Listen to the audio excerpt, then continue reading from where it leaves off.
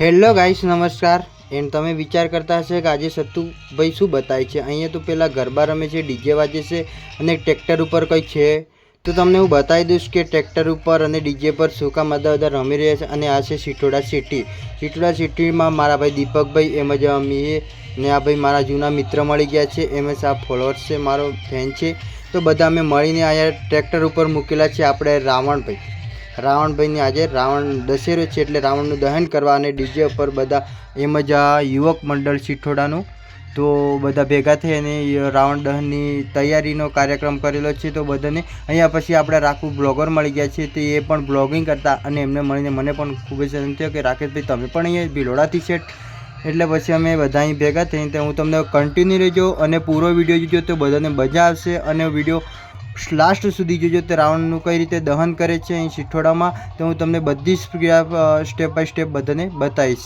હાલો guys, તમે જોઈ શકો છો અહીંયાથી હવે રાવણ ધીરે ધીરે લઈ જવામાં આવે છે અને આગળ ડીજે અને પાછળ ભાઈઓ અને બહેનો એમ જ યુવક મંડળ સિઠોડાના બધા ગુલાલ ઉડાડતા નાસ્તા અને કૂદતા અને પૂરા બજારમાં ફરતા રાવણની વિઝિટ કરાવે છે લાસ્ટ. અને બધા નાસ્તા અને કૂદતા લઈ જાય છે ને ધૂમ મચાવે છે. ડીજે છે ને તે બધા ભાઈ બહેનો ખૂબ જ સરસ ડાન્સિંગ કરતા જાય છે. અને હું પણ તમે જોઈ શકો છો કેટલી બધી ભીડ છે પાછળ. ને આમ જ રાહુલ બ્લોગર અને આ દીપકભાઈ મોડિયા આપણો ખાસ મિત્ર છે. તો બધા તમે મજા આવતી હશે. જો આવા નવા વિડીયો જોવા હોય તો બહુ મારી રીતે કન્ટિન્યુ છે અને મને લાઇક અને કમેન્ટ અને સબસ્ક્રાઈબ કરતા રહેજો. તો બધાને હું આવા નવા વિડીયો લાવીશ અને નવા કોન્ટેન્ટ લાવીશ તો બધાને તમને મજા આવશે. હર સાલ દશેરો આવે છે અને હર સાલ રાવણનું દહન કરે છે અને સિઠોડામાં બહુ સારી રીતે એમાં યુવક મંડળ અને બધા ભેગા થઈને સારી રીતે રાવણનું દહન કરતા હોય છે. તો મને પણ અહીંયા એટલી બધી ભીડ છે અને લોકો એટલા બધા છે અને બહુ આનંદ થયો. મેં તો પહેલાં સ્કૂલમાં જ્યારે બાળકસિંદુર ભણતો પાંડવાકામાં ત્યારે મેં તો જોયું હતું રાવણ. આજે મારો ફર્સ્ટ વાર છે અહીંયા સિટીમાં કે હું રાવણ દહન કરવામાં જોઈ શકું છું અને એ પણ લાઈવ છું. તો હું તમે પણ મને મારી જોડે રહેજો, હું પણ તમને બતાવીશ કે કઈ રીતે અહીંયા સિઠોડામાં કરે છે કે મારી સ્કૂલમાં કેમ કરતાં. મને પણ આજે મેં આશ્ચર્ય છું, મને પણ એમ સારું લાગે છે કે હું આજે છું. તો કન્ટિન્યુ રહેજો બધા મારી જોડે. તો હું તમને સ્ટેપ બતાવું. રાહુલ બ્લોગર પણ આપણે જોઈ શકો તમે એક્સેસેટ છે કેમ કે રાહુલ બ્લોગરને પણ રાહુલ બ્લોગર તો એમ કે મેં તો આજે વખત જોઈ છે કે કેમ કે મેં તો ઘણીવાર કે જોઈ જ નથી. એટલે રાહુલ વાર તો કહે છે મને ફર્સ્ટ વાર હું તો સિઠોડામાં જોવા આવી છું. મેં કીધું હું વાત કરું રાકેશભાઈ, મારે પણ એવું છે સેમ ટુ સેમ. તો તમે જોઈ શકો છો કે અહીંયા રાવણને આગળ લઈ જવાનું છે. હવે બધી માણસો પાછળ રહી ગયા. રાવણનું દહનનો ટાઈમ થયો એટલે આગળ જો એટલે સમજી લેવાનું કે ખોટા કામમાં કોઈ આપણે સાથે ઊભું રહેતું નથી. જો રાવણને પણ ઘણા બધા ખોટા કામ કર્યા અને એમાં આમ તો જુઓ તો મોટામાં મોટો ભક્ત હતો ભગવાનનો. પણ જો ભક્તિ નથી કામ લાગતી એકથી. ભક્તિ સારા કામ કરો અને પેલું કરો તો ભક્તિ કામ લાગે. કેમ કે રાવણે પણ બહુ મોટી ભક્તિ હતી પણ કામ એના ખોટા હતા. એટલે ભક્તિ હું એમ નથી કહેતો કે ભક્તિ ખોટી છે, ભક્તિ સારી છે. પણ ભક્તિ કરો પણ એટલી ભક્તિ પણ સારી કરો અને કામ પણ સારા કરો. તેથી લોકો બધાને આપણે યાદ કરે અને બધું જેમ કે રામ ભગવાનની તમે બધા હિસ્ટ્રી હું વધારે કહેતો નહીં, તમે બધા જાણો જ છો.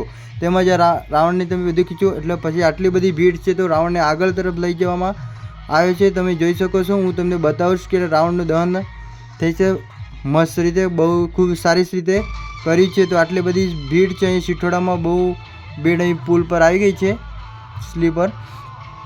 તો આપણે અહીંયા સ્ટાર્ટ કરી દીધું છે. અહીંયા પોલીસ બંદોબસ્ત પણ છે. તો સાથે કોઈ નજીક જાય નહીં જેથી કોઈ ઘટના કે પેલું બધું થશે નહીં એમ કરીને. હેલો ગાઈસ, તમે જોઈ શકો છો કે અહીંયા રાવણને ટ્રેક્ટરમાંથી ઉતારી લેવામાં આવે છે અને અહીંયા યુવક મંડળ સિઠોડાનું ઊભું કરે છે. અહીંયા રાવણનું થોડી જ વારમાં આપણું દહન સ્ટાર્ટ કરી દેશે. તો બન્યા રહેજો. અહીંયા રાવણનું દહન થઈ ગયું છે. તો હું તમને બધાને આટલો સંદેશ આપવા માગું છું કે હર સાલ રાવણનું દહન કરવામાં આવે છે દશેરાના દિવસે. પણ જે આપણેની અંદર જે ખરાબ ગુણો છે, ખરાબ વર્તન છે તેને હંમેશા માટે દહન કરો એવું કહેવા માગું છું. જેથી આપણને સારા વિચાર આવે અને ભગવાનની ભક્તિ કરો અને બહુ સારું કાર્ય કરે. એમાં જો પ્રગતિ કરતા થાવ. એમ તો બધા એમ સારા જ હોય છે પણ અમુક ગુણોને આપણને નડે છે અથવા બીજાને કષ્ટ કરે છે એવા ખરાબ કાર્યને અને તેને આપણે હંમેશા માટે દહન કરો એવું કહેવા માગું છું. પછી તો આપણે કાર્યક્રમ પતાવી દીધો અને યુવક મંડળે બધાને સિઠોડાને પ્રસાદી આપી દીધી. અને એટલું કહેવાનું છું, લાઇક અને કમેન્ટ અને શેર કરતા જજો વિડીયો ગમ્યો હતો.